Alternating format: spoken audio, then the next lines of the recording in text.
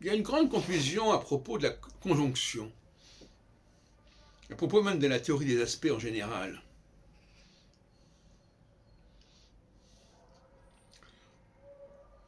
La conjonction, pour moi, en astro-horoscopie, quand la conjonction se produit entre Jupiter et le degré solaire natal, qui est également l'étoile de naissance, qui se lève à peu près, qui est à peu près dans le prolongement du soleil natal, dans le ciel. Donc,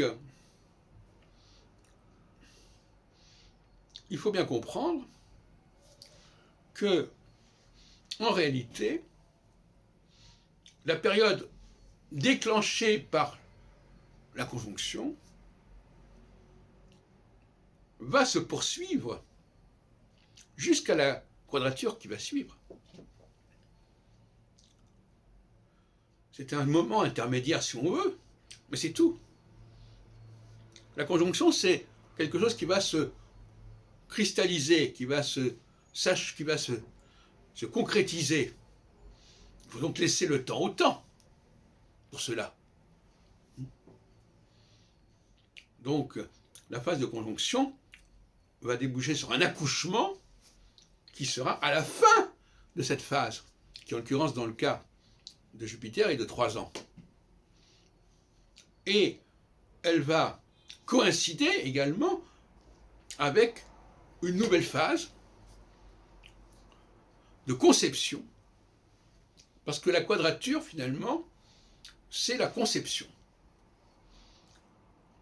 Et la conception, par analogie avec la conception dans la procréation. Barbault a raison de dire que c'est un moment qui est à la fois la fin d'un cycle et le début d'un cycle, mais il a le tort de dire que ça correspond à la conjonction. C'est la quadrature qui a ce caractéristique, cette dualité, ce caractère Janus.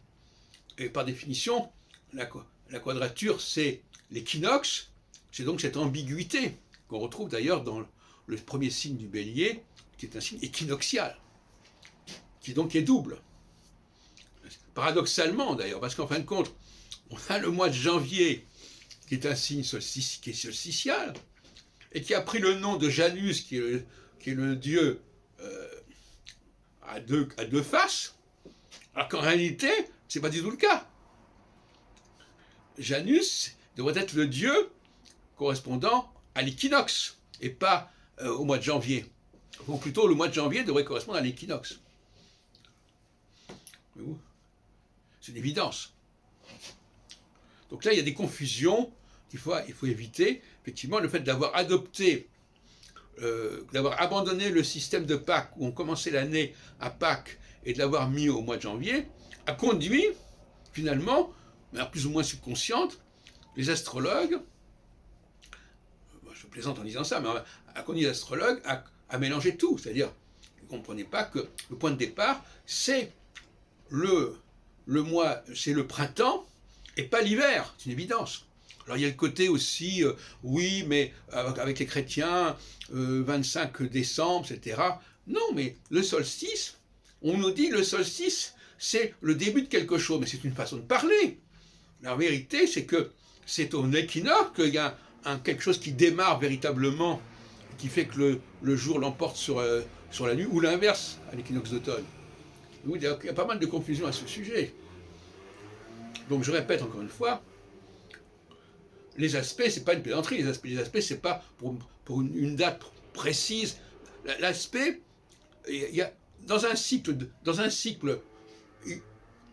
il y a un commencement qui correspond au commencement, et il y a une fin qui correspond à la fin. Et par conséquent, la conjonction, c'est le début de la fin. Mais la fin, elle ne se termine qu'à la fin de la période conjonctionnelle, de 3 ans dans le cas. Voilà les confusions qu'il fallait signaler.